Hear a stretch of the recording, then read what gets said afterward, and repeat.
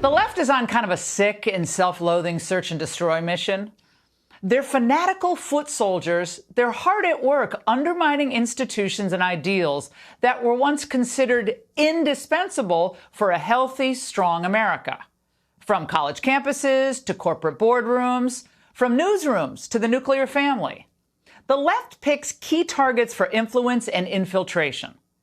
Because they hate tradition and normalcy, they know they need to flatten what came before and remake it in their own twisted image.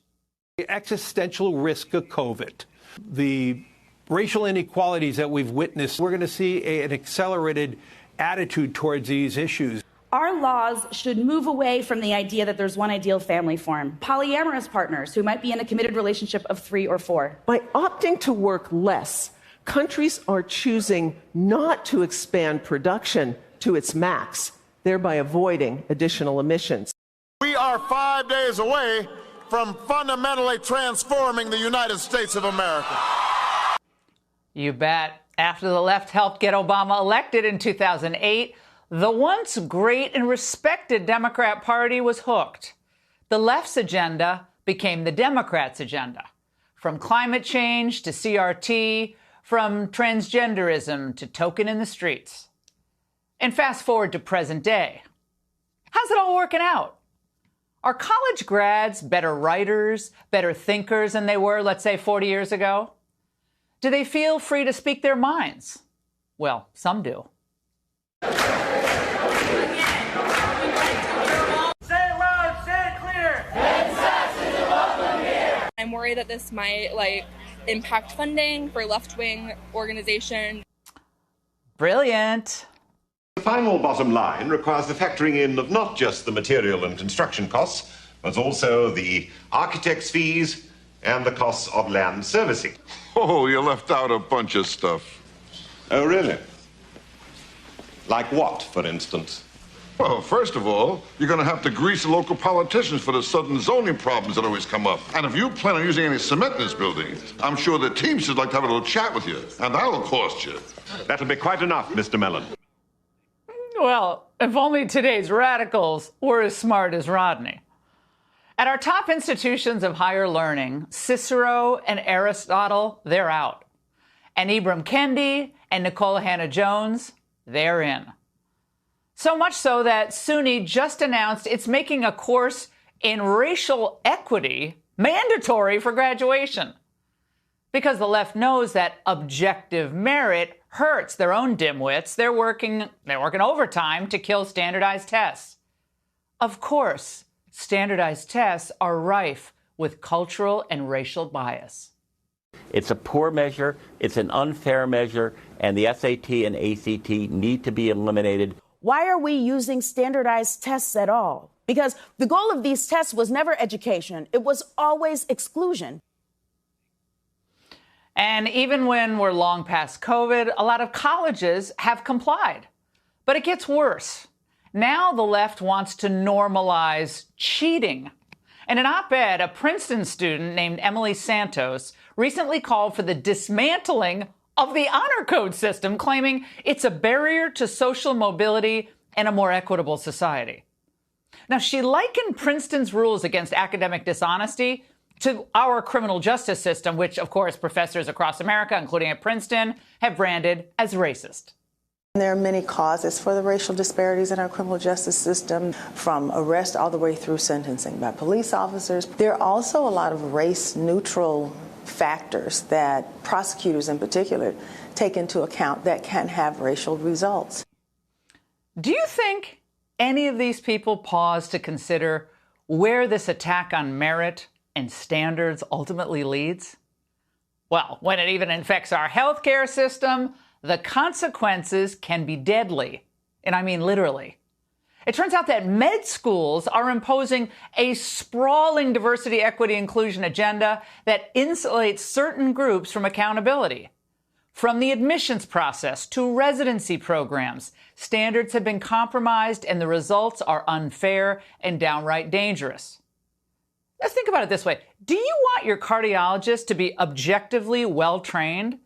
Or do you prefer someone who graduates from med school under lowered standards because they check a box?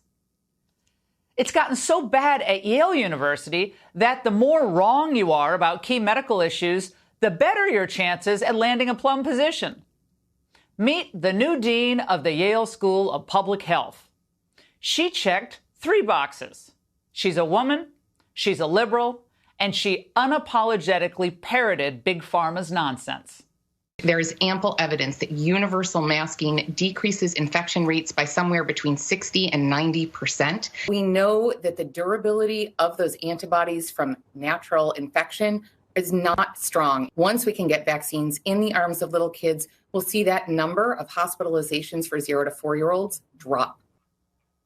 0 to 4-year-olds. Natural immunity doesn't work. Wrong, wrong, wrong. The woman's either a complete dolt or she's playing one for the promotion and status. But again, to the left, nothing is sacrosanct. They don't care if your education is compromised, your kid can't read and write. And they sure as hell don't care if your health is compromised, as long as it means more power for them. So no wonder the public has lost so much faith in the healthcare industry. The Hippocratic Oath has been replaced by a hyper-political one. Of course, the left could do none of this without the help of the media, whose own credibility, well, that's shot, and again, totally self-inflicted. This week, former Washington Post bigwig Len Downey finally admitted what we've been saying for ages. Increasingly, reporters, editors, and media critics argue that the concept of journalistic objectivity, he writes, is a distortion of reality. They point out that the standard was dictated over decades by male editors in predominantly white newsrooms. Of course, just like SATs, ACTs, MCATs, honor codes, they're all racist. So is the word objective in newsrooms. He continues, reporters and editors believe that pursuing objectivity can lead to false balance or misleading both sidesism in covering stories about race, the treatment of women, LGBTQ+ rights, income inequality, and climate change. Now, what's key here is they have already concluded there is no room for debate on any of those issues I just mentioned, because that would compromise the modern left's orthodoxy. Zero debate, zero dissent. So do you see the pattern here? It's just like during COVID. And just like in college classrooms, emotions and identity, not facts, ruled the day. Reporters making themselves the stories. Did Peter Jennings ever do that? I don't remember it. Let's face it. It might have sounded harsh at the time, but Trump was right when he called them fake news. All the attacks of fake news, the idea that there's some kind of conspiracy brewing within places like the New York Times or the Washington Post. What I found was extraordinary care. It's very, very troubling and very dangerous. The ones that President Trump calls out as fake news, we're actually getting it right. Oh, are you, Max? Wasn't the media wrong about the Mueller investigation? Wasn't Trump supposed to be in jail by now? Weren't the Russians supposed to be defeated by now in Ukraine? And wasn't everyone in Florida and Georgia supposed to be dead of COVID? Remember they said that inflation was temporary? In response to the siren songs of the hard left, even mainstream liberal organizations are giving up any claim to truth or objectivity in the hopes that they can cling to power. But of course, the more obvious their biases become, the less Americans trust them, and the more power will flow away from them and toward a rising populist movement that prizes accuracy over ideology. And that's the angle. Hey, Sean Hannity here. Hey, click here to subscribe to Fox News YouTube page and catch our hottest interviews and most compelling analysis. You will not get it anywhere else.